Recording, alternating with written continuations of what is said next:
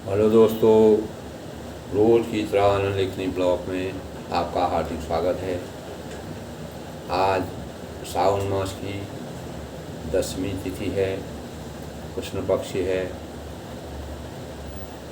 और माँ सरस्वती का दिन है। बृहस्पतिवार हैं जो विद्या, बुद्धि, विवेक की अनुगायिनी है, विद्या की प्रतीक है। सरस्वती का जिसके अंतःकरण में वास होता है वह मृदुभाषी होते हैं। उनकी कंठ में, उनकी आवाज़ में, उनकी ध्वनि में, उनके सोच समझ में और उनकी वाचाल शक्ति में सरस्वती का वास होता है।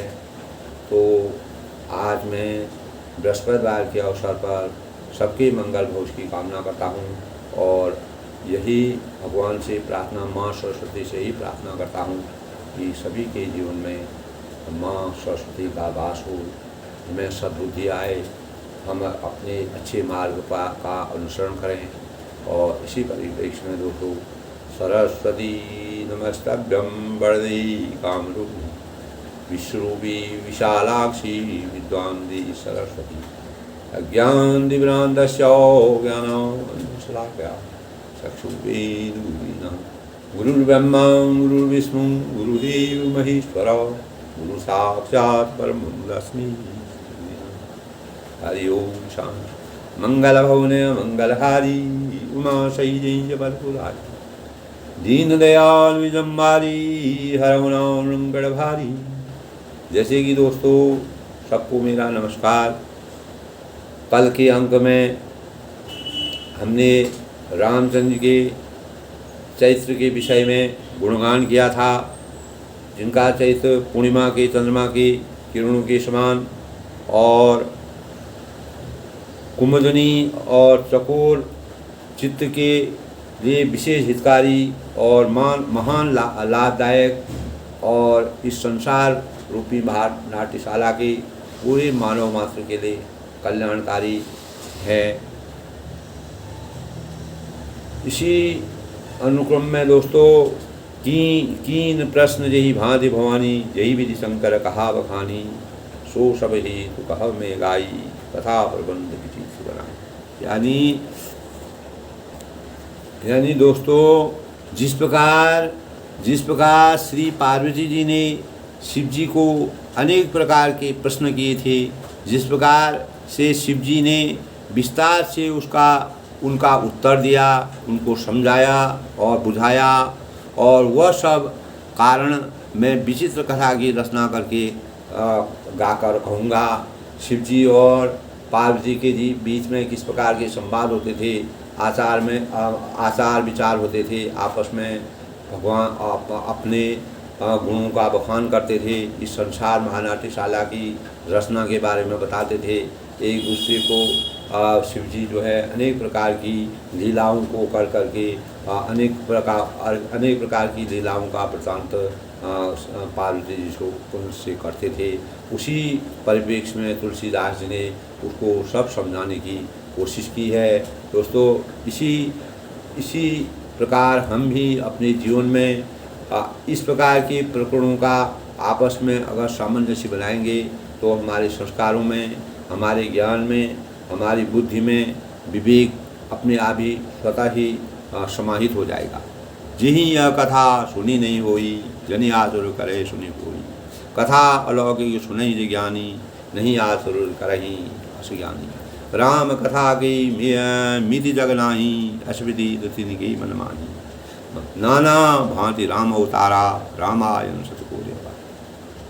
तो इस प्रकार दोस्तों जिही यह कथा सुनी नहीं हुई, यानी जिसने यह कथा पहले न सुनी हो, इससे पहले इस कथा के वृतांत में किसी को जानकारी न हो, वह इसे सुनकर आश्चर्य न करे, किसी प्रकार का आश्चर्य न करे। क्योंकि जो ज्ञानी और इस विचित्र कथा को सुनते हैं महान लोग, जो तपस्वी होते हैं, जो ज्ञानी होते हैं, जो विचारवान होते हैं, वह इस कहानी को रामचंद्र की मर्यादा और शिवजी और पार्वती के वृत्तांत को सुनते हैं तो वे यह जानकर आश्चर्य नहीं करते हैं कि संसार में राम कथा की कोई सीमा नहीं है। यानी वास्तव में राम कथा की कोई सीमा नहीं है, असीमित है और इसका वृत्तांत बहुत लंबा है। इसको हम अपने शब्दों से, अपने भावों से, अपनी रचना से इसका वर्णन नहीं कर सकते हैं। राम कथा अनंत है और उनके मन में ऐसा विश्वास रहना चाहिए, इस प्रकार की विश्वास करना चाहिए कि राम की माया अनंत है, वो अंतर्यामी हैं। नाना प्रकार के श्री राम जी के अवतार हुए हैं और जो 100 करोड़ तथा अपार रामायण के समान है। अनेक प्रकार की लीलाओं से भगवान ने रामचंद्र जी संसार महानाट्यशाला में अपने दिव्य रूप को दिखाया और अनेक रूप में जन्म लेकर के मानव समाज का उत्थान करने की सोची। यही बात पार्वती और शिव जी के बीच में संवाद होता है और तुलसीदास जी उसका वर्णन करते हैं। तो उसी परिप्रेक्ष्य में कलप भेद हरिचरित सुहाई भांति अनेक मुनिसन गाई करियन संशय असुरानी सुनिय कथा सादर। यानी कल्प भेद हरिचरित सुहाई, यानी कल्प भेद के अनुसार श्री हरि के सुंदर चरित्र को मुनीश्वरों ने अनेक प्रकार से गाया है। हर व्यक्ति ने, हर मुनि ने, हर ऋषि ने हर अपनी अपनी रचना अपने हिसाब से की है, अपने भाव से की है। जिसके मन में जिस प्रकार के भाव आए उसी प्रकार उन्होंने भगवान की महिमा का वर्णन किया। और सबका सार दोस्तों एक ही है और हृदय में ऐसा विचार कर किसी प्रकार का किसी को संदेह नहीं होना चाहिए कि ये ऐसा हुआ वैसा। जो भी वृत्तांत है उसमें कोई भी संशय नहीं करना चाहिए, कोई किसी प्रकार का मतभेद नहीं करना चाहिए। समय काल परिस्थिति के अनुसार जैसा उस समय परिवेश था उसके अनुकूल उनकी मर्यादा की रचना की गई है और आदर सहित प्रेम से इस कथा को सुनने का प्रयास करना चाहिए। हम अपने ग्रंथों को, अपने काव्यों को, अपने साहित्य को अगर मान देंगे, सम्मान देंगे, आदर के साथ उनको सुनने का प्रयास करेंगे, निश्चित ही हमारा जीवन सार्थक होगा और हम संसार में अपने संस्कारों को जो संस्कार हमको आगे को जिन संस्कारों से हमारा जीवन यहाँ तक पहुँचा है, हम आगे वाली जो हमारी पीढ़ी है उनके अंदर भी इन प्रकार के संस्कारों को डालें और इसको कभी भी इसको न भूलें और इसका लगातार अध्ययन करते रहें और इसकी मर्यादा को बनाए रखें। इसी से हमारा जीवन उत्तम होगा, हमारा जीवन सार्थक होगा, हम सकारात्मकता की ओर बढ़ेंगे, हमारे में चेतना आएगी, हमें ज्ञान का संचार होगा। और दोस्तों, राम अनंत अनंत गुणों अमित कथा विस्तार सुनियातुर न मानहि जिनकी विमल विचार।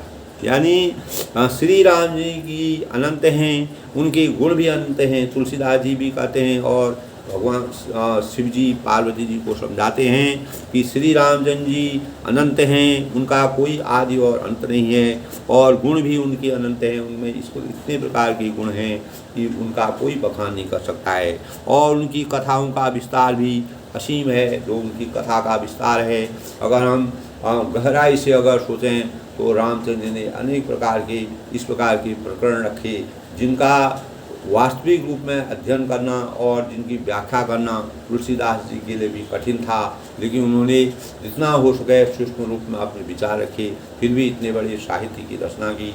मैंने शुरू में बताया था दोस्तों, इस रामायण में कितने श्लोक हैं, कितने छंद हैं, कितने दोहे हैं, कितनी चौपाइयाँ हैं। तो इस प्रकार से बहुत ही बड़ी रचना है। करीब 6,000-6,500 के आसपास में टोटल ये हैं। मैंने आपको उस दिन बताया था एक विधि। यानी श्री रामचंद्र जी अनंत हैं, उनके गुणों का अपरंपार हैं और उनकी कथाओं का विस्तार भी असीम है, कोई सीमा नहीं है, यानी असीमित है। तो उनके विचार निर्मल हैं और इस प्रकार इस कथा को सुनकर कोई भी आश्चर्य न करे कि ऐसा हुआ वैसा हुआ। तो उनकी कथा में अपार भाव हैं, मानव जीवन की प्रेरणा के लिए सबसे बड़े उदाहरण हैं, प्रेरणा के स्रोत हैं। तो इसमें किसी को किसी प्रकार का आश्चर्य नहीं होना चाहिए। यही विधि सब संशय करी दूरी, सिर धूरी गुरु पर पंकज धूरी, पुनि सब ही बिन बहु कर जोरी, करत कथा रही लाग न खोरी। यानी इस प्रकार सब संदेशों को दूर करके और श्री गुरु की चरण कमलों की रस को सिर पर धारण करके, अपने सिर में धारण करके और पुनः हाथ जोड़कर सबकी विनती करता हूँ। और तुलसीदास जी कहते हैं मैं सबकी विनती करता हूँ और जिससे कथा की रचना में कोई दोष स्पर्श न करने पाए। किसी को भी मैं जिस प्रकार से राम जी की कथा का बखान करूँगा उसमें किसी प्रकार का दोष, किसी प्रकार का क्लेश, किसी प्रकार की गलत भावना किसी न रहने पाए, मैं अपना प्रयास ही करूँगा। लेकिन मैं रामचंद्र जी का जो विस्तार है, जो उनकी कथा का वर्णन है, उसकी कोई सीमा नहीं है, वो अनंत है, असीम है, अपार है, उसका बहुत ही विस्तार है। तो सादर शिवही नाय करम सब माथा, वर्णऊ विशद राम गुण गाथा, संबत 1631 करहूँ कथा हरिपत्र धरी शीशा। यानी अब मैं आदरपूर्वक श्री राम जी को सिर नवाकर, अब वह जो है भगवान तुलसीदास जी भगवान राम जी की मर्यादा के बारे में अपना यही विनती करते हैं कि मैं अपना आदरपूर्वक श्री शिव जी भगवान को भी सिर नवाकर श्री राम जी के गुण का निर्मल कथा कहता हूँ और श्री हरि के चरणों में सिर रखकर संबत 1631 यानी 1631 में इस कथा का आरंभ करता हूँ। यानी तुलसीदास जी ने 1631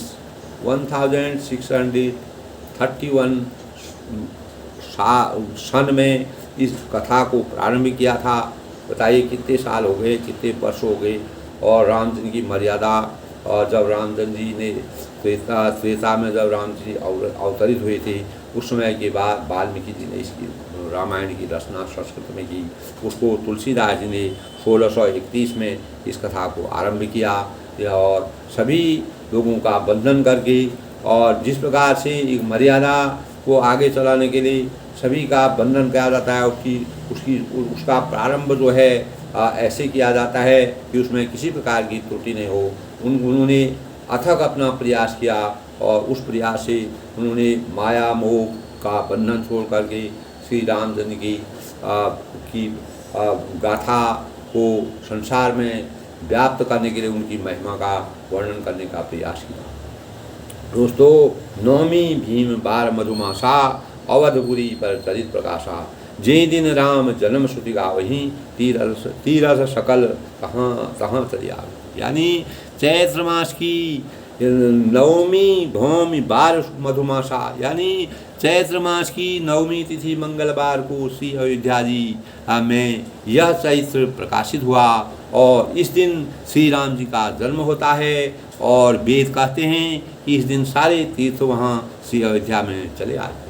जितने भी तीर्थ हैं उनकी सभी की छवि वहाँ पर चली आती है। इतना शुद्धता का प्रतीक है। यानी चैत्र मास है और नवमी तिथि है, मंगलवार को श्री अयोध्या में रामचंद्र जी का वास था। अयोध्या उनकी नगरी थी और यह चैत्र प्रकाशित हुआ। इस प्रकार की चैत्र को प्रकाशित करने का मन बनाया। और जिस दिन श्री राम जी का जन्म होता है, वेद कहते हैं, हमारे वेदों में ऋग्वेद, सामवेद, यजुर्वेद, अथर्ववेद, इन 4 वेदों में उन दिन सारे तीर्थ, चारों वेद और जितने भी तीर्थ हमारे हैं उनका समावेश सब वहीं अयोध्या में हो जाता है। उनकी गणना सब वहीं की जाती है। असुर नाग खग नर मुनि देवा, आय करहीं रघुनायक सेवा, जन्म महो सब रचय सुजाना, करहीं राम कल की गाना। यानी असुर हैं, असुर हैं, नाग हैं, पक्षी हैं और मनुष्य हैं, मुनि हैं और देवता हैं। जितने भी जो भी थे, जिस भी प्रकार के लोग थे, नाग हैं, पक्षी हैं, असुर हैं और यानी मुनि हैं, देवता, सब अयोध्या जी में आकर श्री रामचंद्र की सेवा करते हैं। और बुद्धिमान लोग जन्म का महोत्सव मनाते हैं। भगवान राम जी के 1631 में इसको प्रारंभ किया गया तुलसीदास जी के द्वारा। दोस्तों जब इसका प्रारंभ किया गया तो इसका श्री गणेश किया गया तो अनेक प्रकार के वेद और श्री राम जी का जन्म होता है, अनेक प्रकार के वेद और सारे तीर्थ वहाँ पर समाहित हो गई। और असुर हैं, नाग हैं, पक्षी हैं, मनुष्य हैं, मुनि हैं और देवता हैं, सब अयोध्या जी में आकर श्री रघुनाथ जी की सेवा करते रहे, यानी करने की प्रेरणा मिली। और बुद्धिमान लोग जन्म का महोत्सव, जो भी बुद्धिमान लोग होते हैं वह उनके जन्म का महोत्सव मनाते हैं, उस बार की कल्पना करके भगवान का जन्म मनाते हैं, जैसे हम लोग भी मनाते हैं। तो और श्री राम जी की सुंदर कीर्ति का गान करते हैं, श्री रामचंद्र जी की सुंदर कीर्ति का। दोस्तों इस प्रकार के ग्रंथ अगर हमारे आगे नहीं होते, हमारे अंदर वास्तविक ज्ञान की प्राप्ति हुई, हम आध्यात्म जगत को भूल जाते और आध्यात्म हमारे आगे नहीं होता। आध्यात्म की रक्षा करने के लिए, उसको सजोकर रखने के लिए और उसमें समस्त प्रकार की जो प्रेरणाएं हैं उनको समाज तक ले जाने के लिए हमको इस प्रकार के कार्य को, इस प्रकार की महिमाओं का वर्णन करके समाज में चेतना का जागरण करना चाहिए। इसी प्रकार तुलसीदास जी ने भी ऐसा ही प्रयास किया। तो मन जहि सज्जन वृंद बहु पावन सरजू दी, जब ही राम धरि ध्यान उरौ सुंदर श्याम सभी। यानी सज्जनों के बहुत से समूह हैं, दल के दल हैं, उस दिन सरयू जी के पवित्र जल में स्नान करते हैं। सरयू जी और हृदय में, अयोध्या में सरयू बहती है तो सरयू जी में पवित्र नदी में स्नान करते हैं और हृदय में सुंदर श्याम सरी श्री रघुनाथ जी का ध्यान करते हैं, मंगल गान करते हैं। चारों ओर राम राज्य की स्थापना होती है। जिस प्रकार राम राज्य की स्थापना में सब लोग प्रसन्न थे, खुश थे, किसी प्रकार की राम राज बैठे त्रिलोका हर्षित भई गई सब सुखा। राम राज बैठे त्रिलोका हर्षित गई भई सब सुखा, गए सब सुखा। सभी प्रकार के कष्टों का नाश हुआ और रामचंद्र जी जैसी अयोध्या की गद्दी पर बैठे, राम राज भय त्रिलोका, तीनों लोकों में जो है राम राज की स्थापना हुई और उससे जन कल्याण हुआ। और सज्जनों ने बहुत से समूह उस दिन सरयू के पवित्र का ध्यान और स्नान करने लगे। हृदय में सुंदर श्याम शरीर भगवान का साक्षात रूप का ध्यान करने लगे और अपना जप और तपस्या में लीन हो गए। दरस बरस मन धन और पाना, हई पाप का बीत बुलाना, नदी पुनीत अमित महिमा थी, कहीं न सकई शारदा विमल। यानी वेद पुराण कहते हैं, जो भी हमारे वेद हैं, सामवेद, यजुर्वेद, अथर्ववेद और ऋग्वेद, जो भी हमारे वेद हैं वह सरयू जी का दर्शन करते हैं, स्पर्श करते हैं, स्नान करते हैं, जलपान और पापों को हरने वाले जो हैं। यह नदी जो सरयू नदी है यह बड़ी पवित्र है, इसकी महिमा अनंत है, अपार है और जिसे विमल बुद्धि वाली सरस्वती जी भी जिसे विमल बुद्धि वाली सरस्वती जी भी नहीं कह सकती है। यानी उनका वर्णन माँ सरस्वती भी नहीं कर सकती है। माँ सरस्वती हमको ज्ञान, हमारे ज्ञान चक्षुओं को खोलती है, हमें बुद्धि विवेक देती है, हमको सही रास्ते पर अनुसरण करने के लिए देती है। और जिस भी व्यक्ति में माँ सरस्वती का वास होता है उनके अंदर एक ऐसी प्राप्ति हो जाती है, वे किसी भी कार्य में निपुण हो जाते हैं। माँ सरस्वती का वास हर एक मन में नहीं होता है दोस्तों, जिसमें होता है वह उनका मन, वचन और कर्म से वो लोग उनकी बुद्धि, विलक्षण बुद्धि उनके अंदर आ जाती है। ये सब भगवान द्वारा होता है दोस्तों। जब जिसमें भगवान की कृपा होती है, माँ सरस्वती की जिसमें कृपा होगी, वह इसी प्रकार के भावों से आगे बढ़ते हैं, उनमें बुद्धि विवेक आता है। तो वेद पुराण भी कहते हैं कि सरयू जी का दर्शन, स्पर्श और स्नान करना, जलपान और जो हमारे समस्त पापों को हरता है और यह नदी बड़ी ही पवित्र है और इसकी महिमा अनंत है, जिसे विमल बुद्धि वाली सरस्वती भी इनका वर्णन नहीं कर सकती है। राम राम धामदा पुरी सुहावनी, लोग समर विधि पावनी, सारी खान जग जीव अपारा, अवध रही नहीं संसारा। यानी यह शोभायमान अयोध्यापुरी जो है, जो अयोध्यापुरी नगरी चारों तरफ से शोभायमान है, सुसज्जित है और श्री राम जी के परम धाम को देने वाली है। सब लोगों में पूरे जो लोक हैं, चारों लोगों में ये जो है प्रसिद्ध है और अत्यंत पवित्रता की सूचक है। और इस संसार में अंडज है, स्वेदज है, अद्भिज है और जरायु, 4 खानी जो होते हैं दोस्तों, प्रकार के अनंत जीव जो होते हैं, इनमें से कोई भी अयोध्या जी की में शरीर छोड़ते हैं तो वह भी संसार में नहीं आते हैं, यानी जन्म मृत्यु के चक्कर से दूर हो जाते हैं, मोक्ष की प्राप्त हो जाती है और भगवान के परम धाम में निवास करते हैं। जिन लोगों का भी अयोध्या में वास होता है और जिनमें रामचंद्र की असीम कृपा होती है, जिनका जन्म उनके वहाँ अयोध्या में जो लोग अपना शरीर छोड़ते, अपना शरीर त्यागते हैं, वो अमरत्व को प्राप्त हो जाते हैं और वे जन्म मृत्यु के चक्कर से छुटकारा पा जा सकते हैं और वे छूटकर भगवान के परम धाम में निवास करते हैं, भगवान के शरण में चले जाते हैं। वही हमारे जीवन का सबसे बड़ा आधार है दोस्तों। सब विधि पुरी मनोहर जानी, सकल सिद्धि बुद्धि मंगल खानी, विमल कथा कर कीन रंबा, सुनद नशा काम मद दम्भा। यानी इस अयोध्या का पूरा वर्णन किया है दोस्तों तुलसीदास जी ने शुरुआत से ही। जब रामचंद्र जी जिस स्थल पर, जिस पावन धरती पर जिन्होंने जन्म लिया, जिन्होंने इस संसार में प्रकाश की ज्योति को फैलाया और अपनी महिमा का वर्णन किया, अपनी मर्यादा को चारों दिशाओं में फैलाया, चारों लोकों में, तीनों लोकों में अपनी महिमा का गुणगान किया और अपनी मर्यादा से मानव जीवन को चलाने के लिए अनेक प्रकार के प्रयास किए। तो इस अयोध्यापुरी को सब प्रकार से मनोहर और सिद्धियों की देने वाली माना जाता है। कल्याणकारी खान समस्त कर उसे खान और समझकर मैंने इस निर्मल कथा का आरंभ करने का आज मन बनाया है। यानी 1631 में तुलसीदास जी ने अयोध्या में जाकर के इस प्रकार की रचना शुरू की और जिनके सुनने से काम, मद और दंभ नष्ट हो जाते हैं। यदि हम भगवान की महिमा का वास्तविक रूप से वर्णन करें, उसको सुनें, उसका मनन करें, उसका अंतर्ध्यान करें, उसका अध्ययन करें, तो निश्चित ही हमारे सुनने मात्र से ही, उनकी गाथा को सुनने मात्र से ही हमारे में काम वासना है, मद है और दम्भ है, लोभ है, मोह है, शोभ है, ये सब समाप्त हो जाते हैं। वह हमारे जीवन में कभी भी नहीं आ सकते हैं। हम वास्तविक मानवता की श्रेणी में आ जाते हैं। यानी राम चरित मानस यही नामा, सुनत सुवन पाविन विश्रामा, मन करी विषय अनल बल कर जरही, हो ही सुखी दो यही सर पर।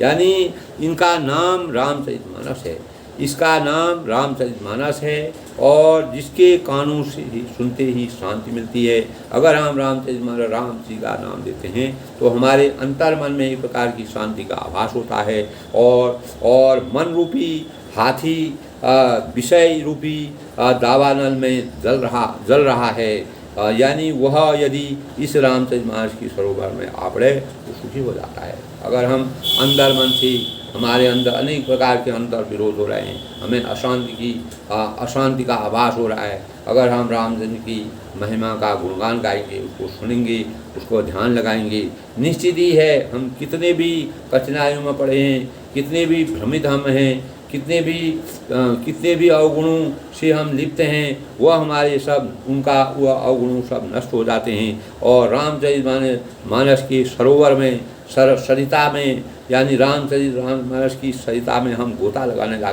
लग जाते हैं और वास्तव में हम एक अपार सुख का अनुभव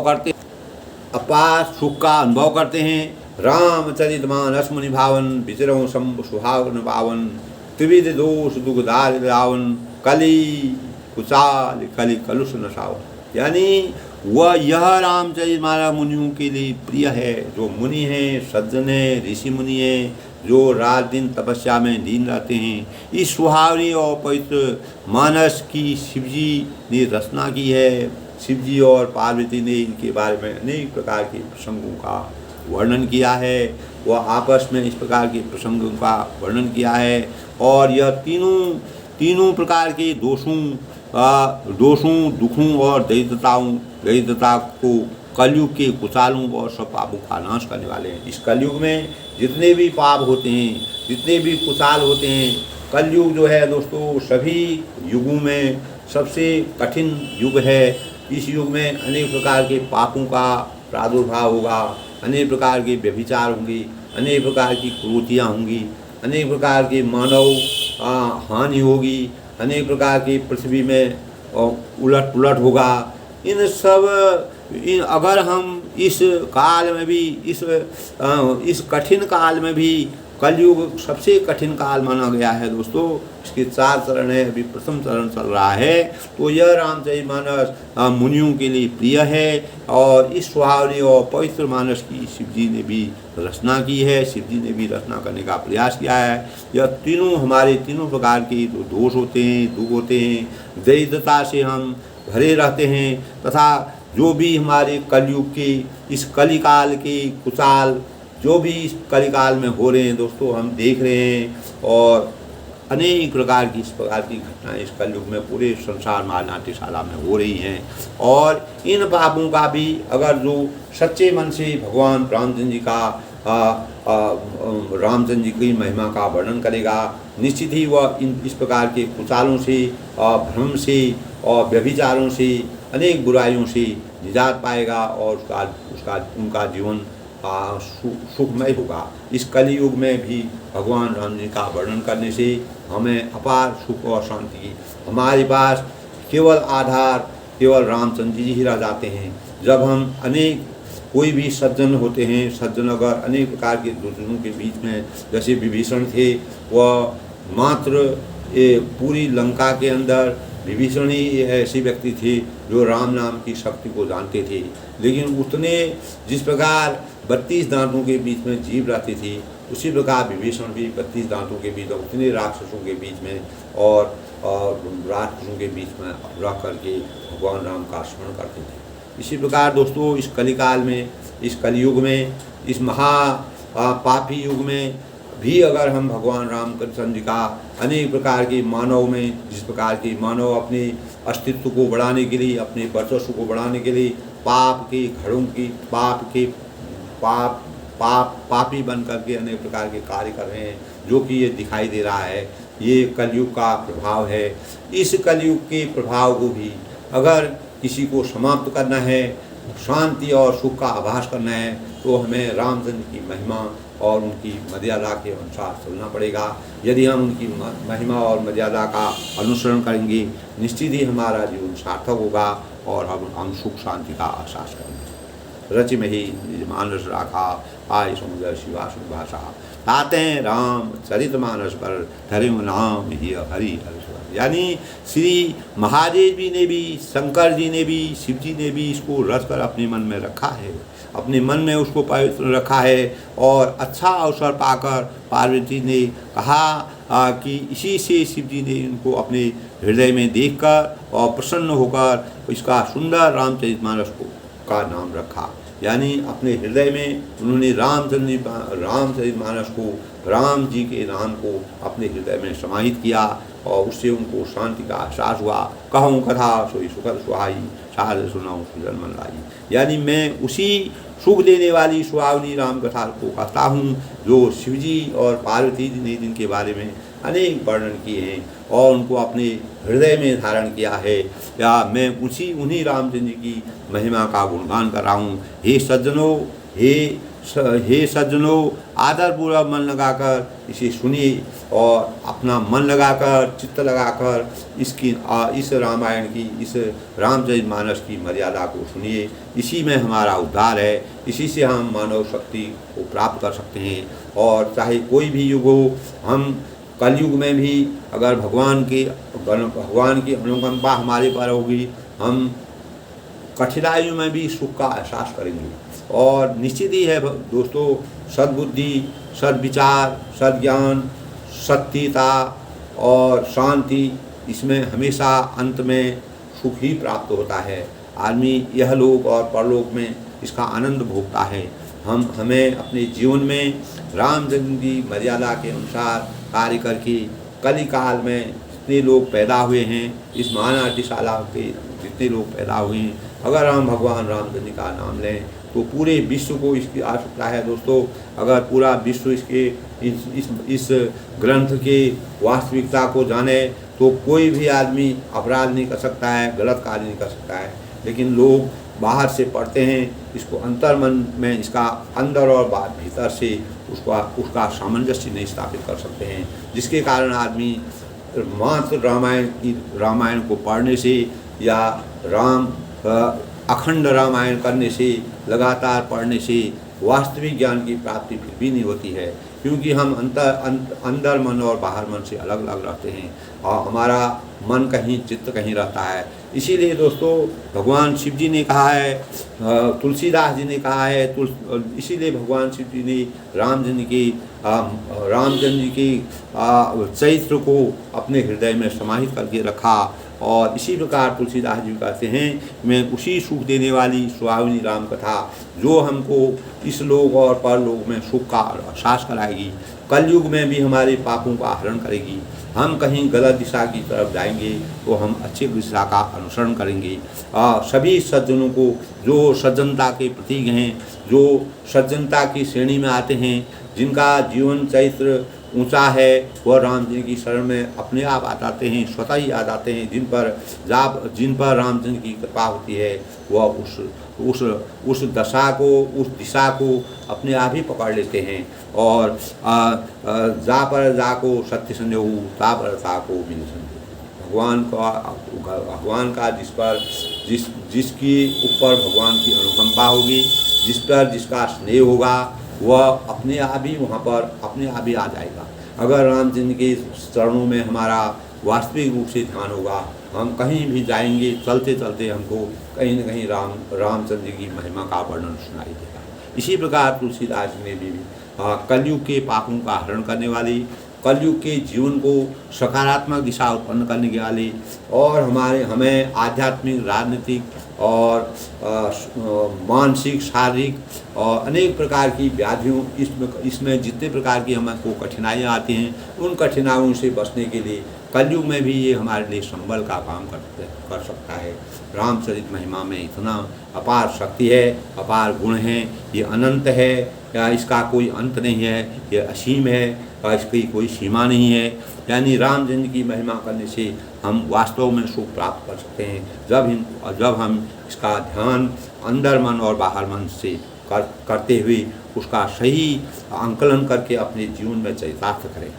जस मानस यही विधि भयऊ जगजार दे, अब सोई कहूँ प्रसंग सब सुमिर मानुष। यानी यह रामचरित मानस जैसा है, जिस प्रकार बना हुआ है और जिस हेतु जगत में इसका प्रचार किया गया है, इस संसार महानाट्यशाला में इसका प्रसार करने की जो प्रेरणा हमको प्राप्त हुई है, और जिस प्रकार का ये ग्रंथ है और यह जैसा बना है और जिस उद्देश्य से इसको बनाया गया है और जिससे इसका प्रसार किया जा रहा है, वह अब वही सब कथा में श्री उमा महेश्वरी का स्मरण करते रहता हूँ। यानी भगवान शिव जी जो रामचरित के कहते भी हैं कि शिव जी, रामचंद्र ने शिव जी के रूप में भी अवतार लिया और द्वापर में कृष्ण के रूप में भी अवतार लिया। इस प्रकार की वह महान अवतारी थे। तो दोस्तों इस रामचरितमानस में जैसा है, जिस प्रकार बना है, जिस हेतु संसार का कल्याण करने के लिए इसका प्रसार किया गया है, वही राम कथा आज तुलसीदास जी उमा और महेश्वर का स्मरण करके, यानी शिव जी को अपने मन में धारण करके उसका वर्णन करना चाहते हैं, उसका आनंद लेना चाहते हैं और पूरे विश्व को उनके चरित्र के बारे में और रामचरितमानस की महिमा का वर्णन करना चाहते हैं। भगवान शिव जी ने रामचंद्र जी को अपने अंतर्मन में स्थान दिया और उनके चरित्र का गुणगान किया, उनके चरित्र को संसार में फैलाने की व्यापक व्यवस्था की। इसी प्रकार तुलसीदास जी ने भी यही कोशिश की है कि मैं भगवान शिव जी और पार्वती जी का स्मरण करके उनको साक्षी रखते हुए भगवान रामचंद्र की महिमा का वृत्तांत आप लोगों को सुनाता हूँ। आप अयोध्या नगरी में जाकर के 1631 में तुलसीदास जी ने रामचरितमानस की शुरुआत की और इस ग्रंथ को इतने साल हो गए हैं। तो हमारे मानव जीवन में खास तौर से कलयुग में, कलिकाल में यह हमारे लिए बहुत ही प्रभावशाली है। कलयुग में अनेक प्रकार के जो विघ्न बाधाएँ आती हैं, कठिनाइयाँ आती हैं, अनेक प्रकार के उथल पुथल होते हैं, उनसे बचने के लिए हमको अंततोगत्वा राम की शरण में जाना ही पड़ेगा। हमें इस ग्रंथ का अध्ययन सूक्ष्म रूप से करना ही पड़ेगा। अगर हम इसका अध्ययन करेंगे, हम अनेक प्रकार की बुराइयों से बच करके गलत मार्ग से सही मार्ग का अनुसरण करेंगे और अपने जीवन को सार्थक बनाएंगे। और जो हमारी भावी पीढ़ी है वो भी इसके संस्कारों से अपने जीवन को सार्थक बनाएंगे। विज्ञान दोस्तों कितना भी आगे जाए, वैज्ञानिक भी अंत में एक समय ऐसा होता है जब वैज्ञानिक लोग, मैंने एक जगह पढ़ा था, जब वैज्ञानिक लोग भी किसी भी परीक्षण को करते हैं, परीक्षण को करने के बाद अंत में वो भी परमात्मा से आशीर्वाद मांगते हैं कि हे भगवान, मैंने ये परीक्षण किया, इस परीक्षण में किसी प्रकार की त्रुटि न रहे, गलती न रहे, वो भी भगवान का आशीर्वाद देते हैं। तो इस प्रकार के प्रकरण मिलते हैं। भगवान की शक्ति में अपार शक्ति है दोस्तों, उसमें विश्वास करना, उसमें लगन लाना, उसमें आस्था रखना मानव जीवन का सबसे बड़ा कर्तव्य है और वह हमारे लिए प्रेरणा का स्रोत हैं। और इस ग्रंथ से हमको अनेक प्रकार की बुराइयों से अच्छाइयों की तरफ बढ़ने की प्रेरणा मिलती है। तो आज के अंक में दोस्तों इतना ही। मैं फिर अगले ब्लॉग के माध्यम से आपको आगे का विस्तार वर्णन करूंगा और तब तक के लिए मैं अपनी वाणी को विराम देता हूं। सबके मंगल भविष्य की कामना के साथ बड़ों को मेरा नमस्कार, छोटों को मेरा आशीर्वाद। और हमें राम को इस कलयुग के पापों से, कलयुग के उथल पुथल से, कलिकाल में जितने प्रकार की भी मानव द्वारा गलतियां हो रही हैं, पाप हो रहे हैं, उनसे बचने के लिए अपने